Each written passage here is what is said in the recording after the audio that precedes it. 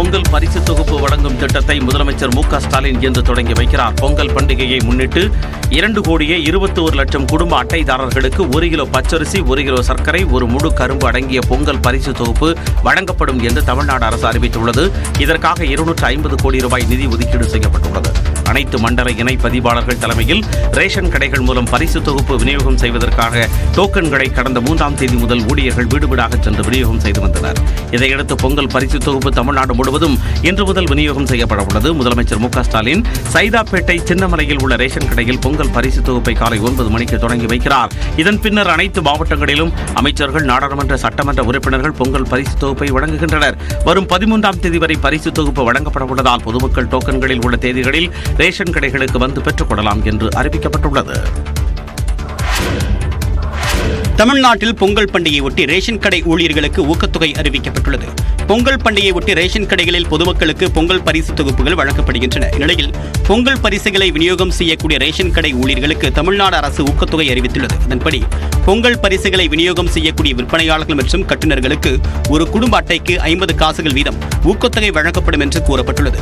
நியாய விலை கடை பணியாளர்களின் வங்கிக் கணக்குகளில் இந்த தொகை வரவு வைக்கப்படும் என்றும் தமிழ்நாடு அரசு தெரிவித்துள்ளது. இதற்கான செலவுகள் முதலில் கூட்டுறவு சங்கங்களின் நிதியிலிருந்து மேற்கொள்ளப்பட்டு பிறகு நடப்பாண்டிற்கான மானிய தொகையில் சேர்க்கப்படும் என்றும் விளக்கம் அளிக்கப்பட்டுள்ளது. கடந்த ஆண்டு நடைபெற்ற டிஎன்பிஎஸ்சி குரூப் 4 தேர்வுக்கான காலி பணியிடங்கள் அதிகரிக்கப்பட்ட நிலையில் கலந்தாய்வு மற்றும் சான்றிதழ் சரிபார்ப்பிற்கான தேதிகள் அறிவிக்கப்பட்டுள்ளன. 6,724 காலி பணியிடங்களை கொண்ட டிஎன்பிஎஸ்சி குரூப் 4 தேர்வு கடந்த ஆண்டு ஜூன் 9ஆம் தேதி நடைபெற்றது.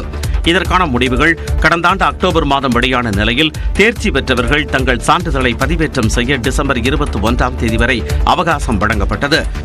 இந்நிலையில் அடுத்த 10 வேலை நாட்களுக்குள் கலந்தாய்விற்கான பட்டியல் மற்றும் தேதிகள் அறிவிக்கப்பட்டதாக டிஎன்பிஎஸ்சி தெரிவித்துள்ளது. அதன்படி வரும் 22ஆம் தேதி முதல் மார்ச் 12ஆம் தேதி வரை அரசு விடுமுறை தினத்தை தவிர்த்து அனைத்து நாட்களிலும் கலந்தாய்வு நடைபெறும் என தேர்வாணையம் தெரிவித்துள்ளது. குரூப் 4 தேர்வில் தேர்ச்சி பெற்றவர்களுக்கு கலந்தாய்விற்கான விவரங்கள் மின்னஞ்சல் மூலம் அனுப்பி வைக்கப்படும் என்றும் குறிப்பிட்ட தேதியில் கலந்தாய்வில் கலந்து கொள்ளாதவர்களுக்கு பணி வாய்ப்பு வழங்கப்படாது என்றும் டிஎன்பிஎஸ்சி விளக்கமளித்துள்ளது. இந்நிலையில் குரூப் 4 நிலையில் உள்ள வனக்காவலர், வன பாதுகாவலர் பணிக்கான கலந்தாய்வு மற்றும் சான்றிதழ் சரிபார்ப்பு தனியாக நடத்தப்படும் என்றும் தேர்வாணையம் தெரிவித்துள்ளது. இதனிடையே குரூப் 4 பணிக்கான காலி பணியிடங்கள் தொடர்ந்து அதிகரிக்கப்பட்டு வந்த நிலையில் கடந்த மாதம் 30ஆம் தேதி மேலும் 41 இடங்கள் அதிகரிக்கப்பட்டு மொத்தம் பணியிடங்களின் எண்ணிக்கை 9,532 உயர்ந்துள்ளது. 12ஆம் வகுப்பு மாணவர்களுக்கான செய்முறை தேர்வுகளை பிப்ரவரி 7ஆம் தேதி முதல் 14ஆம் தேதிக்குள் நடத்தி முடிக்க அரசு தேர்வுகள் இயக்ககம் உத்தரவிட்டுள்ளது. 11 மற்றும் 12ஆம் வகுப்பு மாணவர்களுக்கான செய்முறை தேர்வு நடத்துவது குறித்த வழிகாட்டு நெறிமுறைகளை அரசு தேர்வுகள் துறை வெளியிட்டுள்ளது. இது தொடர்பாக அனைத்து முதன்மை கல்வி அலுவலர்களுக்கும் அரசு தேர்வுகள் இயக்ககம் சார்பில் சுற்றறிக்கை அனுப்பியுள்ளது. அதன்படி 12ஆம் வகுப்பு பொதுத் தேர்வு எழுதும் மாணவர்களுக்கான செய்முறை தேர்வு பிப்ரவரி 7ஆம் தேதி முதல் 14ஆம் தேதிக்குள் நடத்தி முடிக்க வேண்டும் என்று அறிவுறுத்தப்பட்டுள்ளது. 11ஆம் வகுப்பு பொதுத் தேர்வு எழுதும் மாணவர்களுக்கான செய்முறை தேர்வு பிப்ரவரி 15ஆம் தேதி தொடங்கி 21ஆம் தேதிக்குள் முடிக்க வேண்டும் என்று அரசு தேர்வுகள் இயக்ககம் உத்தரவிட்டுள்ளது. மார்ச் மாதம் பொதுத் தேர்வு நடைபெறவுள்ள நிலையில் பிப்ரவரி 1 மற்றும் 2வது வாரத்தில் செய்முறை தேர்வுகள் நடைபெறுகின்றன. தாய் மகளுடனான உறவை கொச்சைப்படுத்தும் வகையில் பெரியார் பேசியதாக அவதூறு கூறிய சீமானுக்கு தந்தை பெரியார் திராவிடர் கழகம் கண்டனம் தெரிவித்துள்ளது. கடலூர் மாவட்டம் வடலூரில் செய்தியாளர்களிடம் பேசிய நாம் தமிழர் கட்சி தலைமை ஒருங்கிணைப்பாளர் சீமானிடம் விஜயுடனான முரண்பாடு குறித்து கேள்வி எழுப்பப்பட்டது. அப்போது விஜய் கொள்கை தலைவராக பெரியாரை ஏற்றுள்ளதால் எதிர்ப்பதாக கூறிய சீமான் தாய் மகளுடனான உறவை கொச்சைப்படுத்தும் வகையில் பெரியார் பேசியதாக கூறினார். மேலும் தமிழ் மொழியை பெரியார் கடுமையாக விமர்சித்ததாகவும் சீமான் கூறினார். அந்த மொழியே சாணி ஏன் குப்பை காட்டு மிராண்டி மொழி. உங்க தமிழ் தாய்க்கு என்ன கொம்பா இருக்கு? உங்க தமிழ் தாய் 3000 ஆண்டுகளா உங்களை என்ன படிக்க வச்சாலான்னு கேட்டா தமிழை சனின்னு சொன்ன பெரியார் எந்த மொழியில் எழுதினாரு? சீமானின் அவதூறு கருத்துக்கு கண்டனம் தெரிவித்துள்ள தந்தை பெரியார் திராவிடர் கழக பொதுச் செயலாளர் கோவை ராமகிருஷ்ணன் தாய் மகளுடனான உறவு குறித்து பெரியார் பேசியதற்கான ஆதாரத்தை கேட்டு சீமானின் வீட்டுக்கு செல்லப்போவதாக கூறினார். ஜனவரி 9ஆம் தேதி காலை 10 மணிக்கு சீமான் வீட்டுக்கு நான் நேரில் செல்ல இருக்கிறேன். அவர் என்னிடத்தில் அந்த பெரியார் சொன்னதற்கான ஆதாரத்தை காட்ட வேண்டும். 1971ஆம் ஆண்டு பெரியார் குறித்த இதே பொய்யான தகவலை பகிர்ந்த துக்ளக் பத்திரிகை நீதிமன்றத்தில் மன்னிப்பு கேட்டதாகவும் கோவை ராமகிருஷ்ணன் குறிப்பிட்டார். இடைத்தேர்தல் நடைபெறக்கூடிய ஈரோடு கிழக்கு தொகுதியில் 50,000 ரூபாய்க்கு மேல் ரொக்கமாகவும் 10,000 ரூபாய் மதிப்புக்கு அதிகமான பொருட்களை ஆவணமின்றி கொண்டு செல்ல வேண்டாம் என்று மாவட்ட ஆட்சியர் அறிவுறுத்தியுள்ளார். பிப்ரவரி 5ஆம் தேதி இடைத்தேர்தல் நடைபெறவிருக்கக்கூடிய நிலையில் அங்கீகரிக்கப்பட்ட கட்சி பிரதிநிதிகளுடன் ஈரோடு மாவட்ட ஆட்சியர் ராஜகோபால் சுன்கரா ஆலோசனை மேற்கொண்டார். பிறகு செய்தியாளர் பேசிய அவர், தேர்தல் நடத்தை விதிகள் ஈரோடு கிழக்கு தொகுதிக்கு மட்டும்தான் என்றும் மாவட்டம் முழுவதுமாக கிடையாது என்றும் விளக்கம் அளித்தார். இல்லை, தேர்தல் நடத்தை விதிமுறைகள் வெறும் 98 ஈரோடு கிழக்கு சட்டமன்ற தொகுதிக்கு மட்டும் செயல்படும். இதனிடையே ஈரோடு கிழக்கு தொகுதி இடைத்தேர்தலுக்கான கட்டுப்பாட்டு மையம் மாநகராட்சி அலுவலகத்தில் திறக்கப்பட்டது. பறக்கும் படையினர் பறிமுதல் செய்யக்கூடிய பணத்தை உரிய ஆவணங்களை சமர்ப்பித்து இங்கு பெற்றுக் கொள்ளலாம் என்று மாநகராட்சி ஆணையர் மணீஷ் தெரிவித்தார். தேர்தல் அலுவலர்களுக்கான பயிற்சி நடைபெற்ற நிலையில் பதற்றமான வாக்குச்சாவடிகள் குறித்து அறிக்கை அளிக்க மண்டல தேர்தல் அதிகாரிகளுக்கு ஆணையர் மணீஷ் உத்தரவிட்டார். இந்நிலையில் ஈரோடு கிழக்கு தொகுதிக்குட்பட்ட பகுதிகளில் வாகன சோதனை தீவிரமடைந்துள்ளது.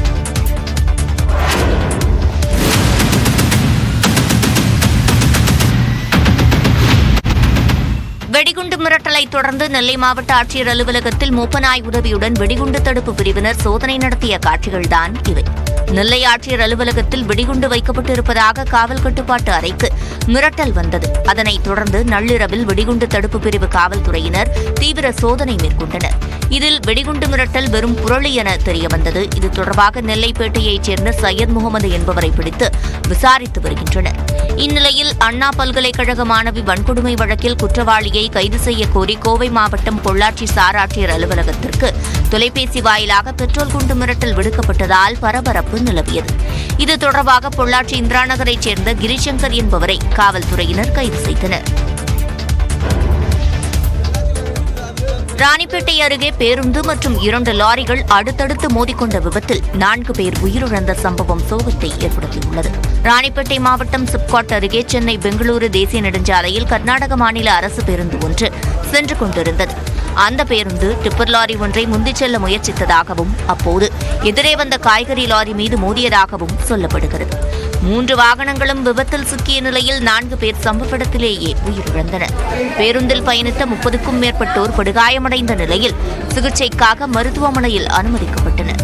விபத்து சம்பவத்தால் லாரியில் இருந்த காய்கறிகள் மூட்டை மூட்டையாக சாலையில் கிடந்தன. இந்த விபத்து சம்பவத்தால் அப்பகுதியில் பரபரப்பு ஏற்பட்டது.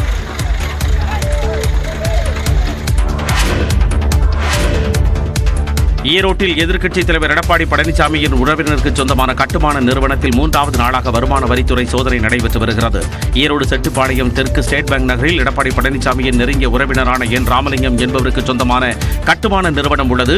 என் ராமலிங்கத்தின் மகன் எடப்பாடி பழனிசாமியின் மகனான மிதுனின் சகலை முறையாகும். இந்நிலையில் ராமலிங்கத்தின் கட்டுமான நிறுவனத்தின் தலைமை அலுவலகம் உட்பட கோவை, பெங்களூருவில் உள்ள அவருக்கு தொடர்புடைய அலுவலகங்களில் வருமான வரித்துறையினர் நேற்று முன்தினம் அதிரடி சோதனை மேற்கொண்டனர்.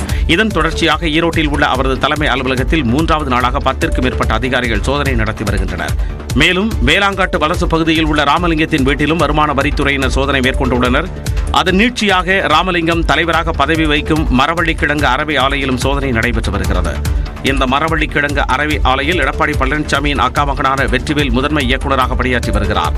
இதேபோன்று முள்ளாம்பரப்பில் உள்ள செல்வசுந்தரம் என்பவருக்கு சொந்தமான ஆர்பிபி கட்டுமான நிறுவனம் மற்றும் அவரது வீட்டிலும் வருமான வரித்துறை சோதனை நடைபெற்று வருகிறது.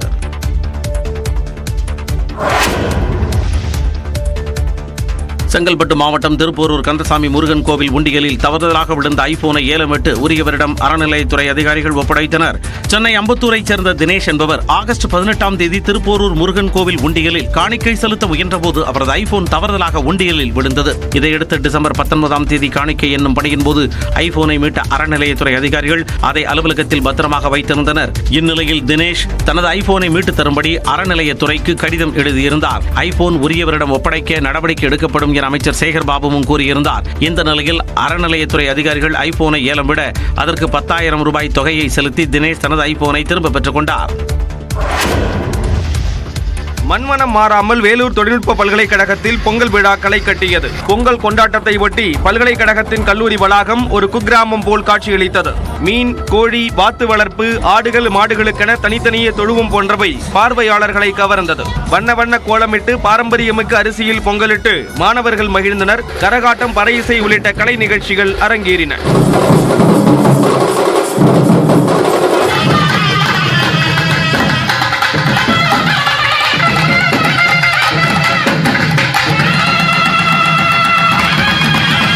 பம்பரம், பாண்டியாட்டம், இளவட்டக்கல் என சிறு வயதில் விளையாடிய ஆட்டங்களை மாணவர்கள் விளையாடி மகிழ்ந்தனர். மேலும் விழாவில் ஒலிக்கப்பட்ட பாடலுக்கு மாணவ மாணவிகள் குத்தாட்டம் போட்டு வைபு ஏற்றினர்.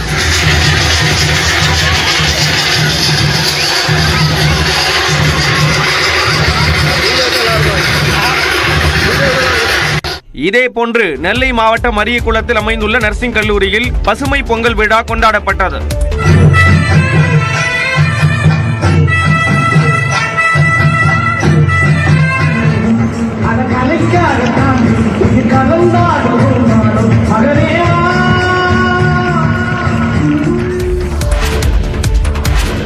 விண்வெளியில் இன்று நடைபெற இருந்த ஸ்பேஸ் டாக்கிங் ஒத்திவைக்கப்பட்டுள்ளதாக இஸ்ரோ அறிவித்துள்ளது. 2035ஆம் ஆண்டிற்குள் விண்வெளியில் பாரதிய அந்தராக்ஷ ஸ்டேஷன் எனும் ஆய்வு மையத்தை நிறுவ இஸ்ரோ திட்டமிட்டுள்ளது. இதன் ஒரு பகுதியாக PSLV C-16 ராக்கெட்டில் ஏவப்பட்ட ஸ்பேஸ் டெக்ஸ் A மற்றும் B ஆகிய இரு செயற்கைக்கோள்களை இணைக்கும் ஸ்பேஸ் டாக்கிங் நிகழ்வுக்கு திட்டமிடப்பட்டிருந்தது. தற்போது 225 மீட்டர் இடைவெளியில் இரு செயற்கைக்கோள்களும் சுற்றி வருவதாக இஸ்ரோ தெரிவித்துள்ளது. இந்த இரு செயற்கைக்கோள்களையும் இணைக்கும் ஸ்பேஸ் டாக்கிங் இன்று செயல்படுத்தப்படும் என அறிவிக்கப்பட்டிருந்த நிலையில் சில சிக்கல்கள் ஏற்பட்டுள்ளதால் இன்று காலை 8 மணிக்கு நடைபெற இருந்த ஸ்பேஸ் டாக்கிங் ஒத்திவைக்கப்பட்டுள்ளது. ஏற்கனவே கடந்த 7ஆம் தேதியில் இருந்து இன்றைக்கு ஒத்திவைக்கப்பட்ட ஒன்றிணைப்பு 2வது முறையாக ஒத்திவைக்கப்பட்டுள்ளது. எனினும் செயற்கைக்கோள்கள் பாதுகாப்பாக இருப்பதாக இஸ்ரோ குறிப்பிட்டுள்ளது.